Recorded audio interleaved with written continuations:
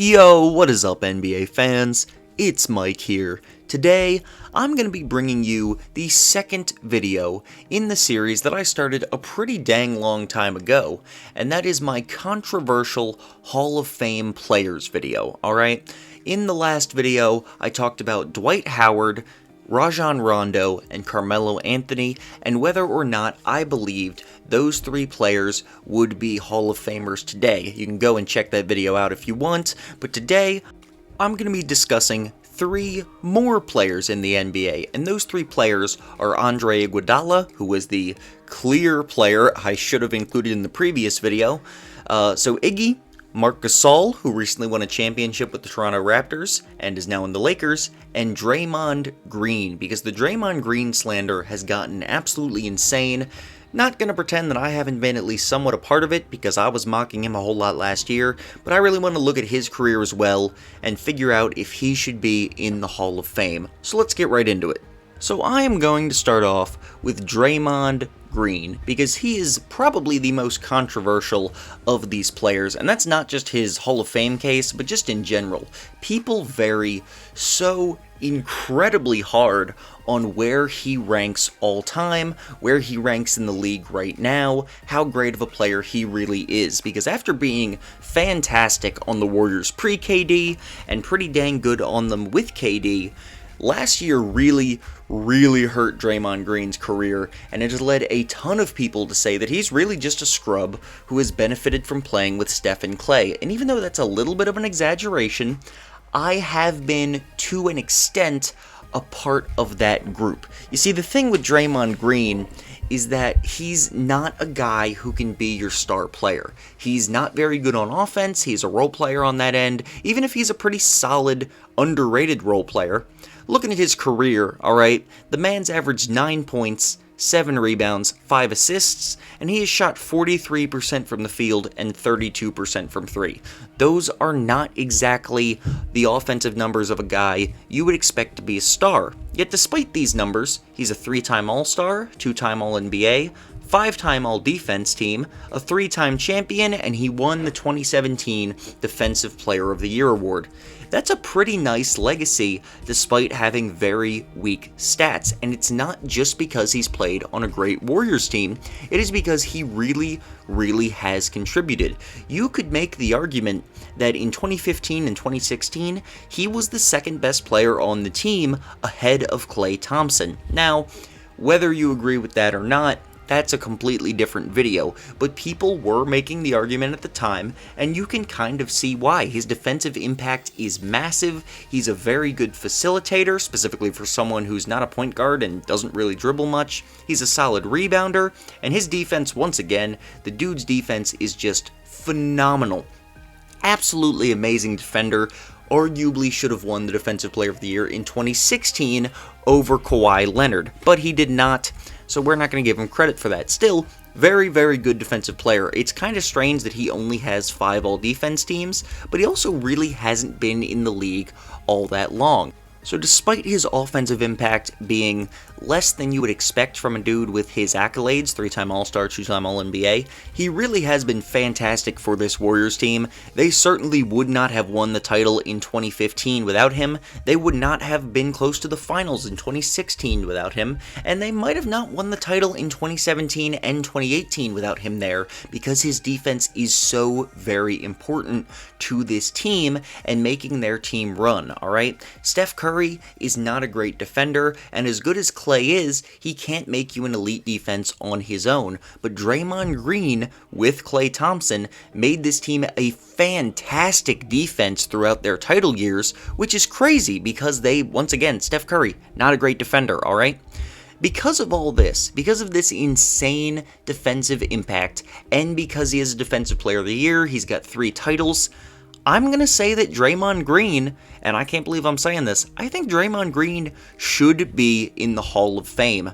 I don't know how controversial that opinion is going to be, considering many people are really low on him these days, and I too do not have him as one of the league's elite players these days. I think he's really gotten worse since 2017. His shooting has really gone down. His defense hasn't been quite as good either, but for those peak years of Draymond Green, he was absolutely phenomenal. And even in like 2018 when he started to go down a little, you can't pretend that he was not still a very, very important player to that team, and a big reason why they won so many titles. So I say, Draymond Green is a Hall of Famer. Next up, I want to look at Marc Gasol.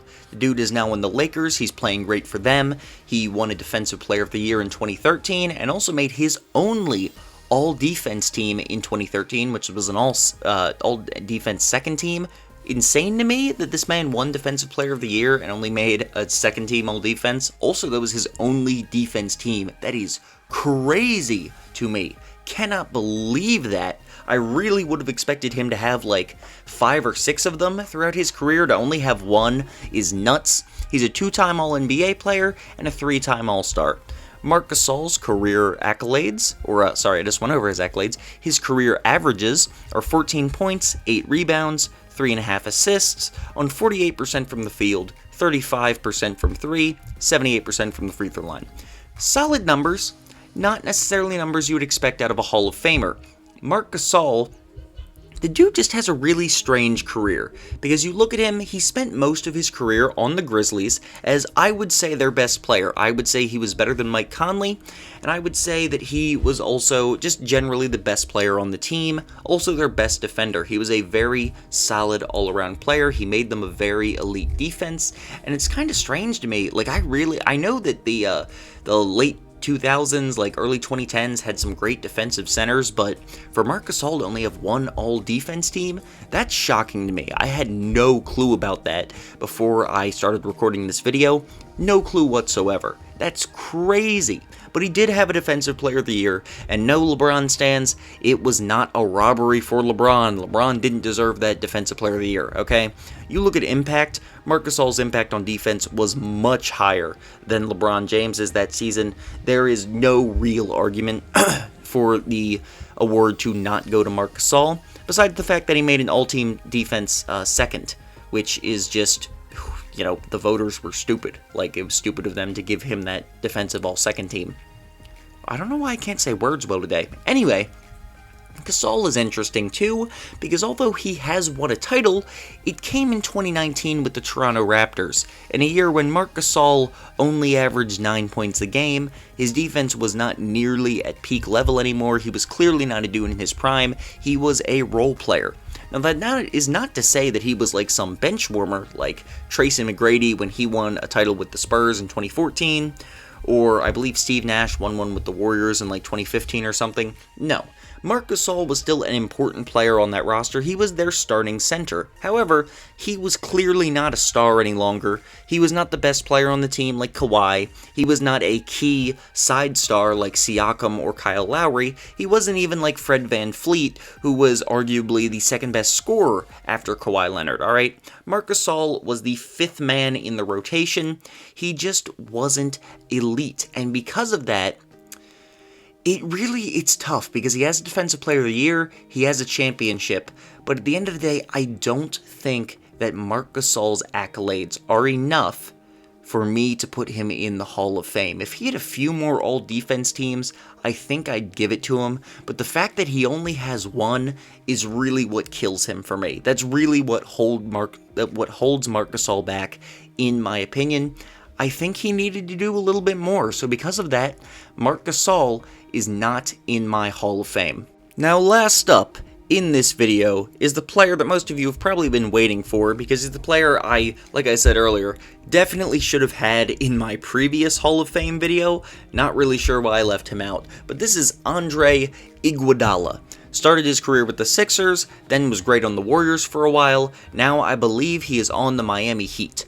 Throughout his career, he has averaged 12 points, 5 rebounds, 4 assists, and he's done this on 47% from the field, 33% from 3, 71% from the free throw line.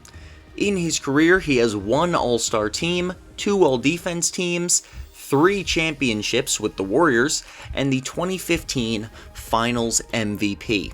And I gotta say, I don't know if there's another NBA player in history who won a Finals MVP and is questionable for getting into the Hall of Fame. The only one I could think of, and this is off the top of my head, I don't even know if he did make the Hall of Fame or not, is the dude in 1981 who won the Finals MVP on the Celtics. It wasn't Larry Bird, it was some other guy.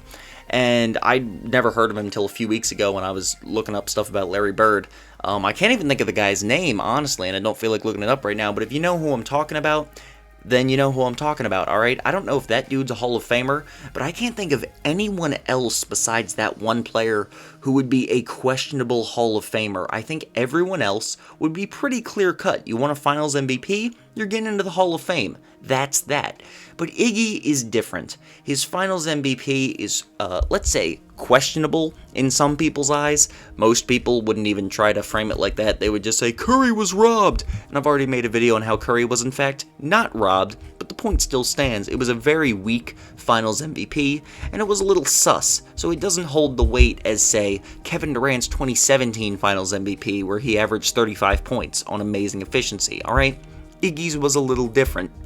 Meanwhile, he does have 3 titles with the Warriors, but the 2015 one, and in fact all 3 of them, have a lot of questions about them. First of all, Iguadala was never the best player on the team. Okay, even 2015, you can make the argument for him winning the Finals MVP like I would, but I wouldn't necessarily say that that Iggy was the best player on the team that year. It was definitely Curry, in my opinion.